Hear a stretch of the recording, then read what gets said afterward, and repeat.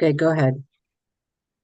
Good morning, and welcome to another episode of Reading from Our Shelves with Canada Reads American Style. I'm the Canadian, Tara. Good morning, Rebecca, my American friend.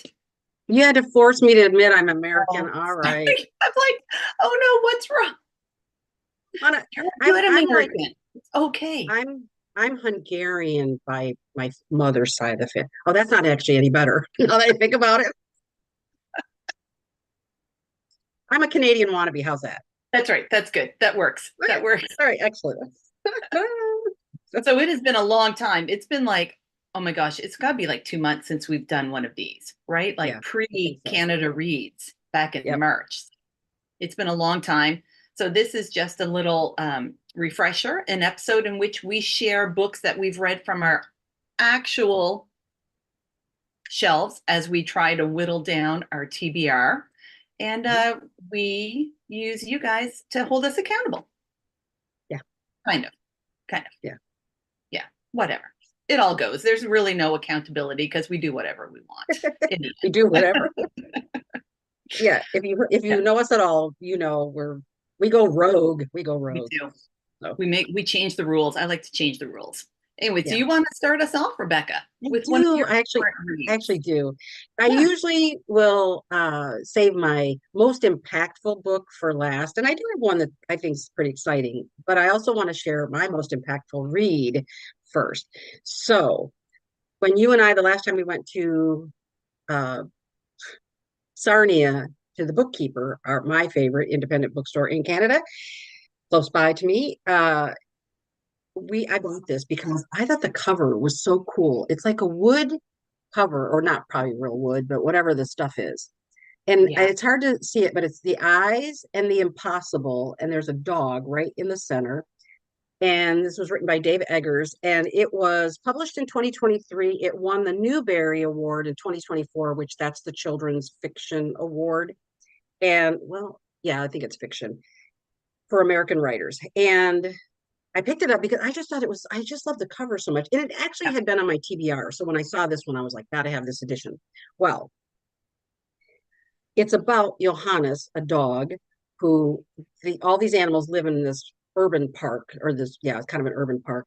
And he is the eyes, which means that he makes sure he knows what's going on in the park. And then he reports back to the bison, and the bison are the top of the chain. Now, there are other animals who are associate or assistant eyes who also give Johannes information. But it's really amazing. Read my review on Instagram. It kind of goes into more detail. But Johannes decides that the bison, they live in like a penned area, and he really thinks they should be free. And that's kind of the story. But what I when I was on the other bookstore I go to is in Ann Arbor, Michigan, Literati, and I just happened to find out on a Monday that Dave Eggers was going to be there on a Thursday. So I cracked the book open, read it, and I just want to show you because I'm so excited. I got to meet him. Ah, it was so cool. And he wrote to Rebecca, run fast, stay free, and don't trust the ducks because you don't trust ducks. And then as we were talking, he drew Johannes for me. And I have to So tell you, cool. this is like the coolest thing ever for me as a reader to meet a writer and have him just do that. And he was so chill. In fact, it was funny because he was just standing like in the middle of the store. And I even went up to this because I didn't know what he looked like. And I went up and I said, is that him? Because I don't want to just walk up to a stranger and say, hi, I loved your book. So it was him. He was very chill, cool. And it was the greatest. Like, that was one of my best stories ever just because I got a drawing as well. Oh, I'm sorry. One thing I do want to mention about it. Um, Part of the story includes artwork throughout the book. And these are classic, famous paintings, but his illustrator who we worked with in the past, he has put Johannes into each painting. So the painting is what it actually looks like. He's just added Johannes throughout because there is a connection to art in the story as well. That sounds amazing. Amazing. Yeah, there's so many layers to it, and I think for kids, it's funny, it's sad, At one point, I mean, seriously, like ugly crying, ugly crying. And then immediately the next page, I was laughing. And so it's brilliant. It's really, really well Yeah. done. Definitely deserved the Newbery.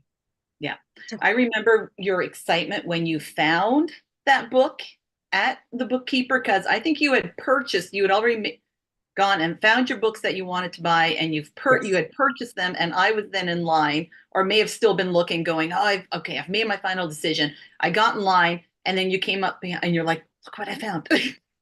exactly.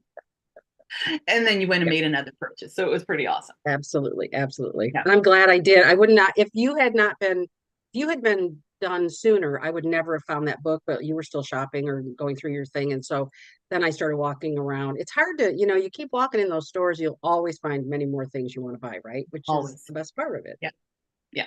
So, okay, how about you? Okay. My first pick is a Helen Humphreys book. I'm tearing off this stupid sticker that's on I don't like the stickers.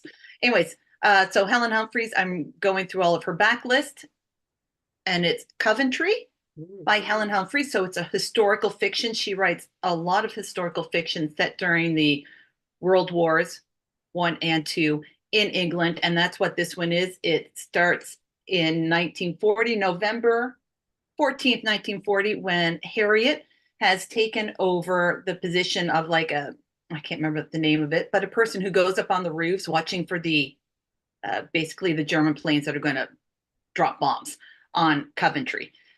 And she befriends a young man. So there is a bombing that night. She's in the middle of the bombing. She befriends a young man who's also doing the same thing. And he needs to find his mother. So she joins him on the journey through Coventry during bombing to find his mother. At the same time, it flips back to 1914 during the First World War, in which Harriet's husband, newly wedded Harriet, and her husband, Owen, is going to Paris. He's off to Paris to fight in the First World War. And just after he leaves on the train at the train station, she meets and befriends for one day Maeve, and they have a wonderful, glorious day, and they never see each other again. And then 1940s happens. That's all I want to say, but it's about finding love, friendship, and finding your way back to friendship, maybe when you need it most. Helen Humphreys, it's amazing. Does that one, for all the ones you've read so far, does that one rank pretty high? Because it sounds really fascinating, actually. I rank all of hers end up ranking about the same for me. It's totally weird. I cannot choose a favorite because they all end up being roughly the same. Wow. Except now the one that I read last year, and I can't remember the name of it, about the female pilots that are trying to circle Toronto. That one always sticks with me. That one comes back into my mind most often, but generally, and the one about the dogs. And again, I can't remember the name of that one as well. That's the one I want to read for sure. Yeah. That's on my list. Yeah. Yeah. But cool. Yeah. Okay. My next book I actually just finished reading this, is Forest of Noise. And it is a book of poetry. It is written by Mosab Abu Toha, and it was what I wanted to say about him. Geez, why am I so disoriented this morning? Okay. In 2025, this year, he won the Pulitzer Prize for commentary for 4 essays he wrote on the war on Gaza. And so this had been on my list. I wanted to read it. It came out last year, but I wanted to read it. And we've talked about this so many times, I'm not really a poetry person in the sense that I often don't understand what they're talking about. And that's just me. But I really, if you can say, enjoyed this. It is about, Gaza and all the things that are going on in his family that he's lost and leaving his homeland, etc. It's really beautiful, painful, really evocative. And I also haven't read the essays yet. I want to. Somebody sent me a link to where you can access them for free, because I think they're kind of behind a paywall, but I look forward to reading those as well. But yeah, it's just, it is what it is, and it's painful to read, but Yeah, important for everyone to read it. So, yeah. yeah, nice. Okay, my next book is Songs for the Brokenhearted by Ayelet Tsabari. Here it is. I think it's a beautiful cover. It Um, is, yeah. oh my gosh, I read this so long ago. I want to give, so it flips back in time from 1950 to 1995. And it starts in 1950 when thousands of Yemeni Jews have immigrated to the newly founded Israel in search of a better life, which shocker they don't find. That's a spoiler. Yeah, It's not a spoiler. Um, yeah. and in an immigrant camp, two people find love. So a young man and a young woman find each other. They fall in love. However, the young woman is married. So the love, it's like a lost love. Like, it doesn't happen. Then we flip to 1995, in which Zohara, who lives in New York City, gets a phone call from her sister that her mother, who is the young woman from 1950, has died. So Zohara returns to Israel for the funeral.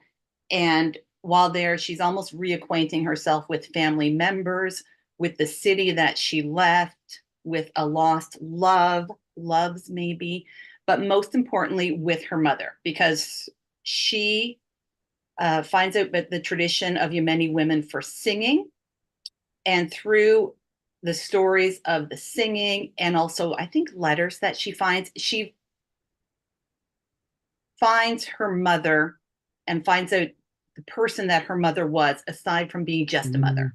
And it's kind of, so it's a mother-daughter relationship thing with so much other thing, but at its core is the mother-daughter relationship. Like realizing that your mom is not just a mom, but she is a person with a past.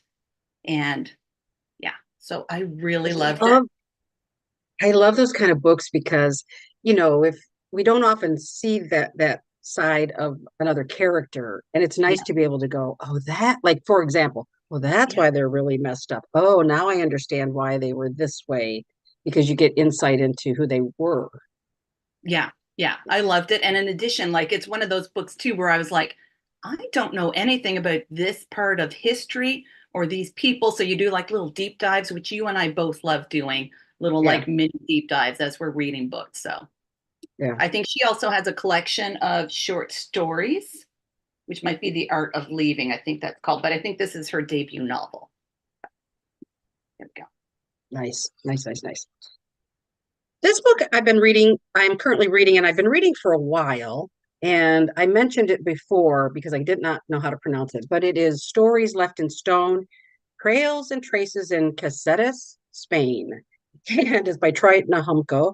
And he actually originally, I think, was from Alberta. And then he and his partner like lived all over the world. They've got a really interesting background. And then they got married and went to her like area where she was born and raised, which is in this area in Spain. Now, this book, I'm bringing it to the program today because it's not for everybody, but I'm finding it's really fascinating. I think there are 17 sort of essays in it about different parts of this area in Spain, about the archaeology, the or what's the other word? Anthropology of the area. It's really kind of fascinating.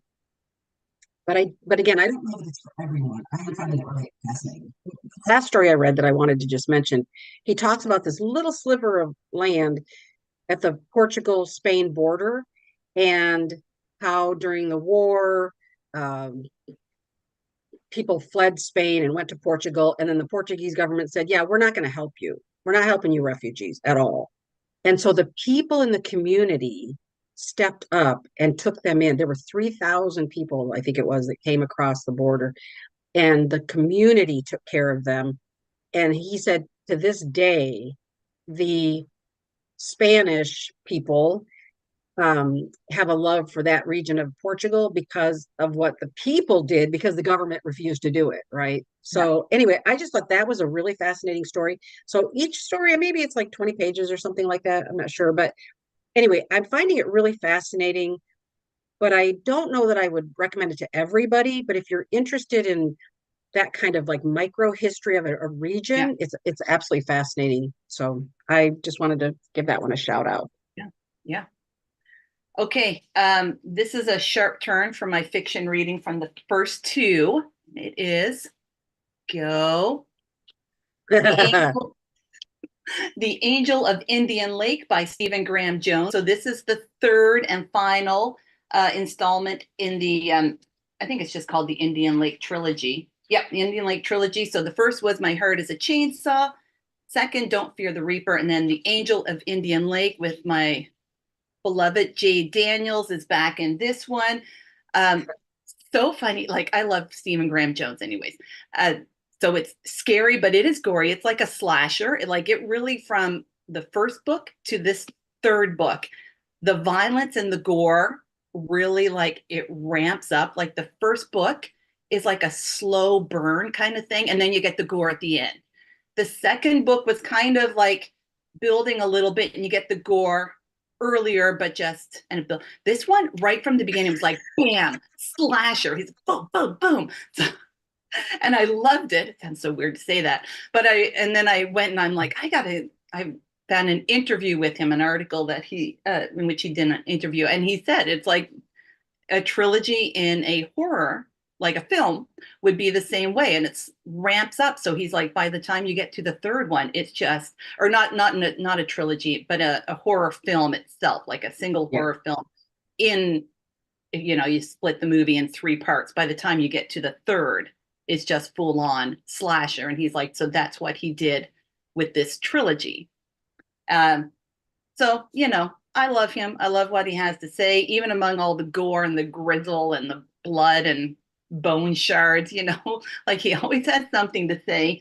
And I love Jade, our main protagonist, and it's about her essentially in the end finding out that she has the strength to be the final girl, because the whole time she always thinks she's not the final girl standing, that she doesn't have the strength, the power to be. She always thinks it's her friend, but it's her. It's Jade. Yeah. She is the Yeah. final girl.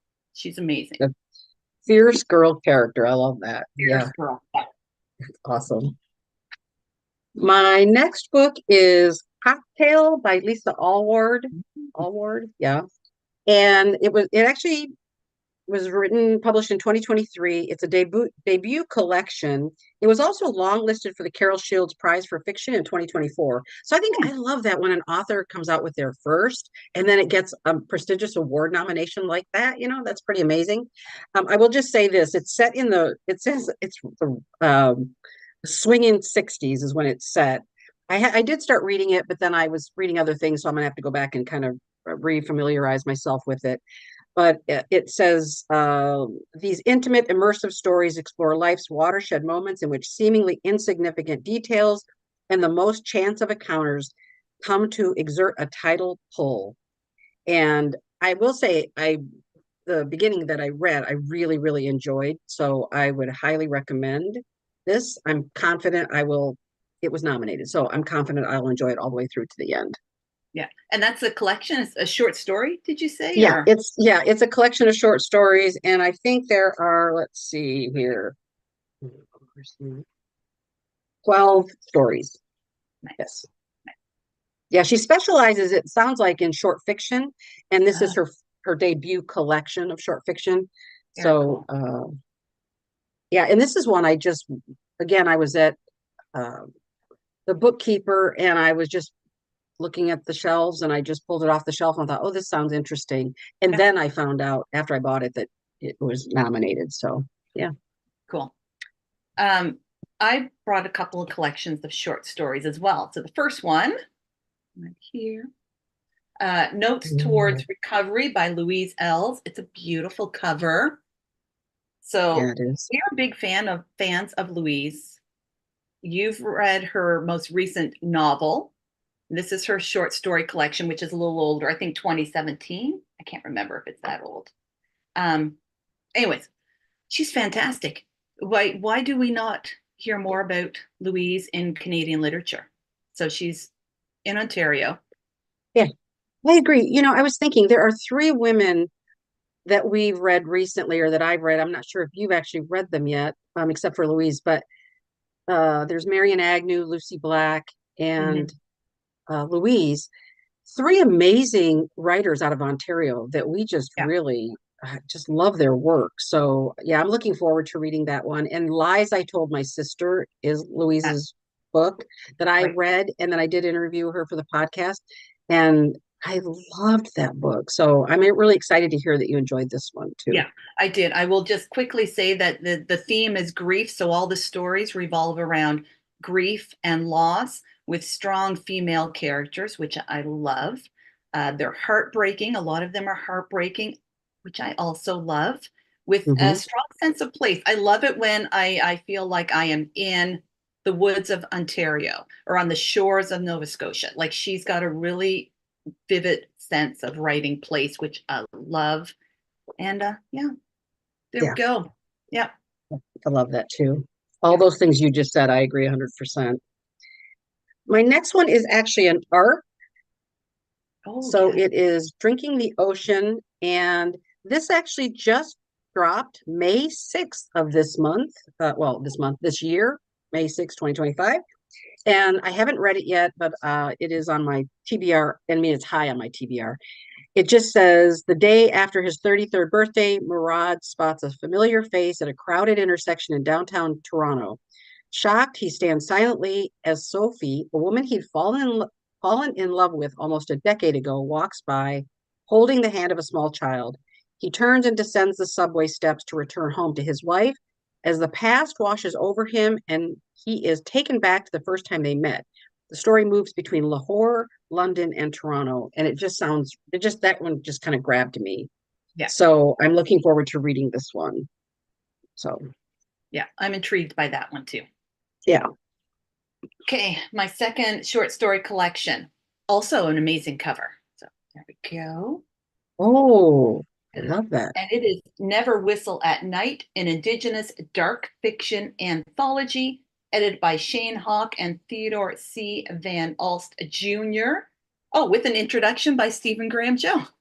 There you go. So again, I love this one. There's some horror. They're dark. They're not all going to be like spooky, scary, and grisly or anything like this, but they just have dark undertones with Indigenous themes, Indigenous authors. I loved it because there's a few authors that I'm familiar with, and then lots of new ones that I now want to check out their other work.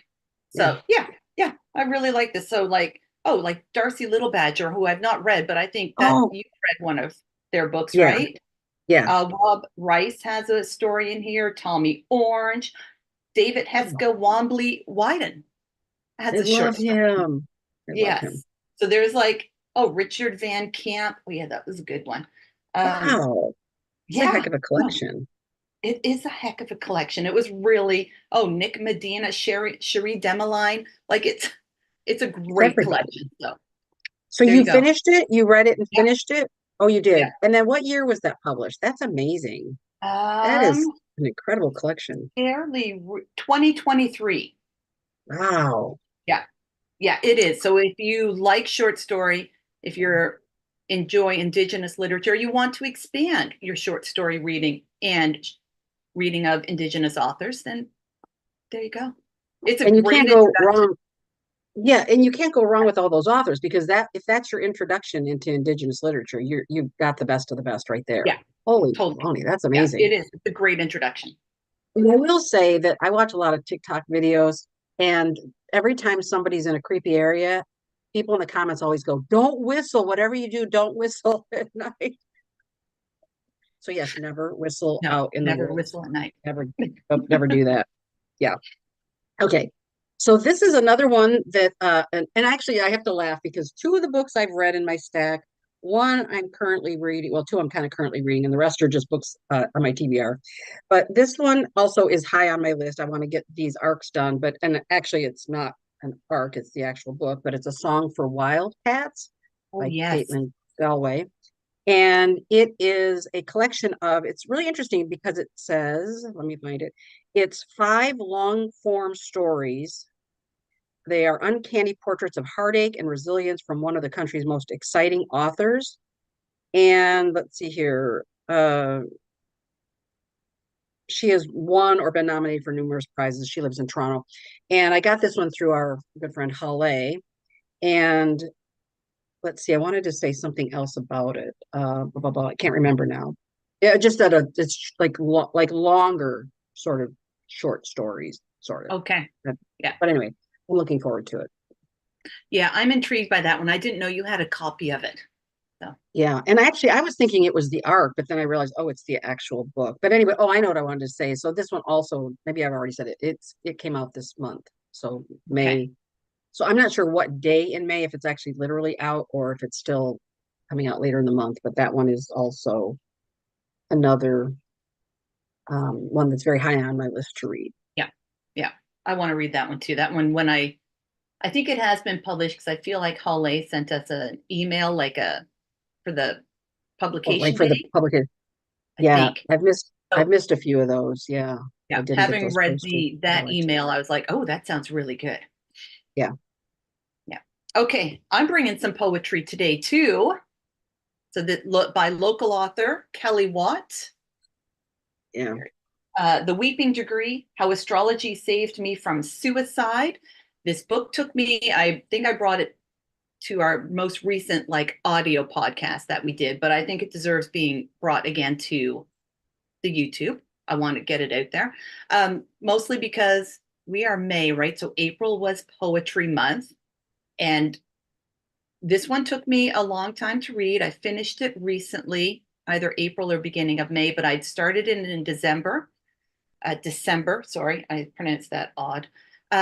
So the author, Kelly Watt, had a terrible childhood, a traumatic childhood, and the poems move through from childhood to adulthood. So you are in, I felt I was in the trauma of the first section when she was, so it was, I would read a poem and I'd be like, oh, I need to put it aside and just like sit with it for a bit. And then a few days later, I pick it up and read, and then the whole thing for that whole first section. That's why it took me so long, not because I wasn't enjoying it, but because it was so impactful. Like it was just difficult to read. However, totally worth it because you go through the trauma with her, but you also go through her journey of coming out at the other end. So I really enjoyed it. I had been away from my poetry for a while. This one got me back into reading poetry. Yeah. And she's a local author, local to you Yeah. author, correct? Yeah. Yeah. Like in the Hamilton area, I believe. Hamilton, Yeah. Ontario. Sorry, I should point it.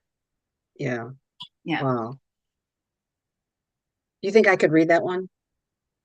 Yeah, I do Okay. actually. It'd be Because accessible to. there's a lot of astrology in it, as it's in the title. So, like, I think most of the poems have a little blurb at the top about astrology. I don't know anything about astrology. It's not an interest of mine. I did not need to know it or Okay. really understand it or anything, the astrology part of it, in order to enjoy the poems. You know Yeah. what I mean? So I think if you are someone who really does enjoy astrology and it has meaning for you, it would just bring another layer to the poems and only enhance your enjoyment of them. But I didn't find it necessary. Yeah. For, Wow. yeah. That's interesting. Yeah. Um, I might want to look at that one. Yeah. Yeah, just because that sounds, I like that you're going on this journey with her, but that you Yes. get to experience the good part. Yeah. Yeah, I like that. So I did too. I really enjoyed it. yeah. All right. So I went to Chicago for April is my birthday month. So I went to Chicago for my birthday. And one of the things I did, there's a point here. I'll stay with me here. I did a crime tour. And Mm. I was so excited because one of the things is they showed you where the St. Valentine's Day massacre happened with Al Capone, these guys like wiped out, I think it was Bugsy Moran's group. But anyway, and I wanted to bring it up because this next book reminded me of how much when I was a kid, after I saw a movie or something about that St. Valentine's Day massacre, I went to my public library and I could not I had to check out all the books about Al Capone. I was so fascinated by him. And I remember too, I think he's the one that had syphilis or something, and I didn't at that age really know what that was or what, like I didn't know that you could get sick from that or whatever. So I learned a lot as a kid based on the movie that I saw, the books I read, and then I my mom's caregiver, Maria, I'm giving her a shout out. This is her boyfriend's book, but when I was talking to her about how much I love that crime tour, she gave me The Godfather by Mario Puzo. And I've never read it, but I loved the first movie. That was my the other ones are fine, but the first one, well, the final one they did, that was horrible. But the first movie was just so brilliant. And I thought, you know what? I just had this, and I get it. The mob was very romanticized when I was growing up back then. They were not good people. They weren't. But I don't know. So I'm so excited to read Yeah. I'm excited Godfather. for you to read that too. I haven't read it, but I'm excited to Yeah, have you read it. yeah, it was published in 1969, and I don't know the story behind it as far as because the movie, I don't even know what year it came out. Like, I don't know, like 1970 or 71 or so. I don't know, but it was like it came out so fast after the book. So I just think that's Yeah. sort of fascinating. Usually it takes a little while for something to come out.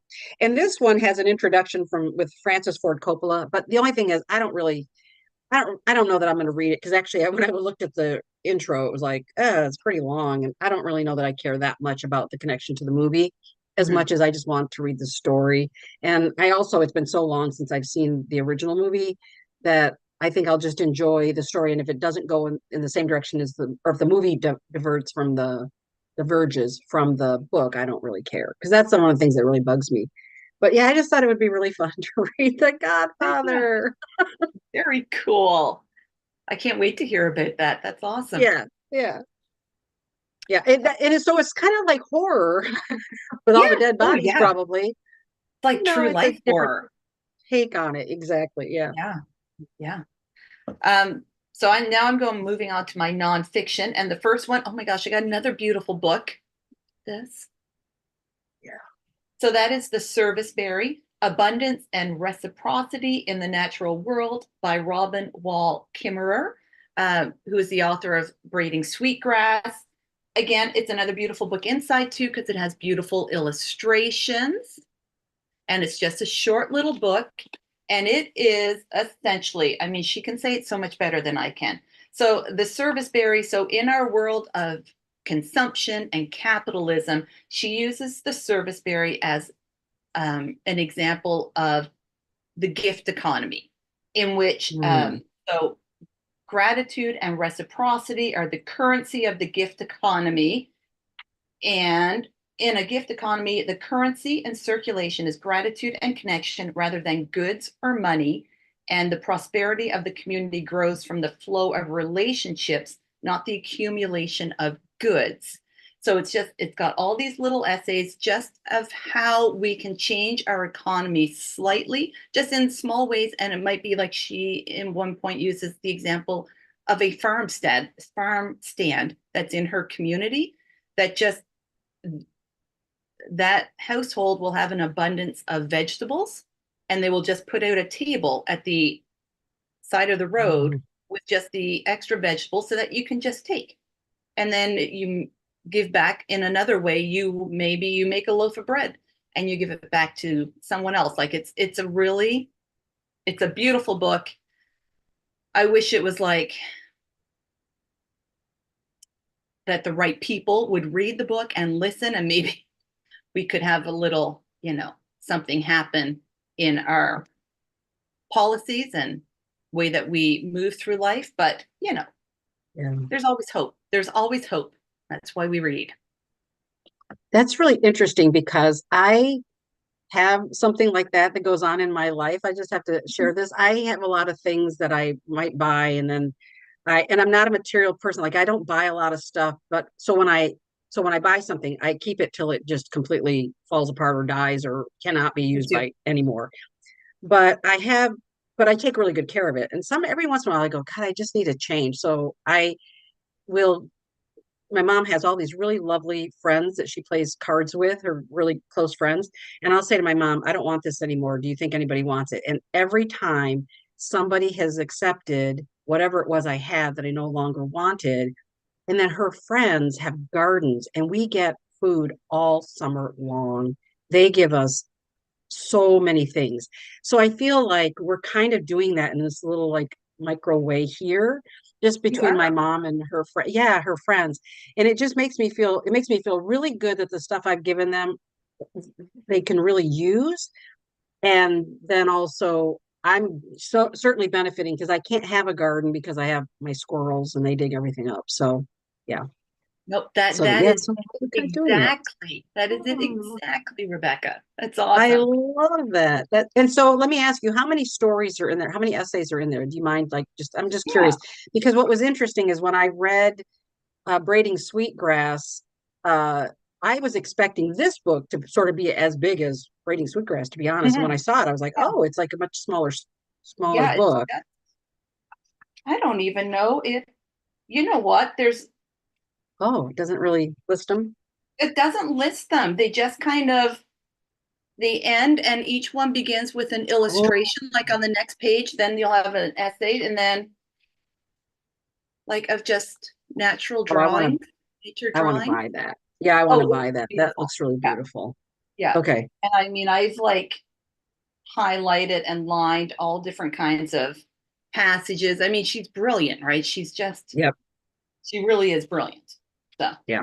Wow. yeah, Yeah. Okay. Thanks for reminding me. I'm going to get that one. welcome. Yeah.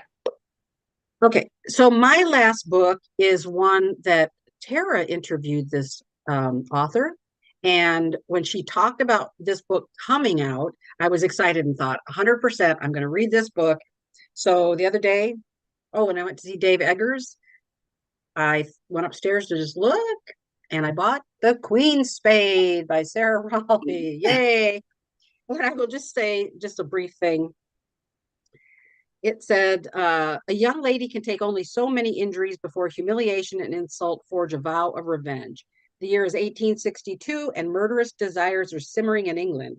Sarah Forbes Bonetta, Sally, once a princess of the Egbado clan, desires one thing above all else: revenge against the British crown and its system of colonial humanitarianism, which stole her dignity and transformed her into royal property. And she did say that it's based on a real, I don't know if it's a real person, but a real thing that the British did was they would bring in like people like Africans and then they would have them be like showpieces or something, some weird thing like that, right? Anyway, I am so excited to read this book. I cannot wait. After hearing your interview with her, I'm yeah, so excited she's because amazing.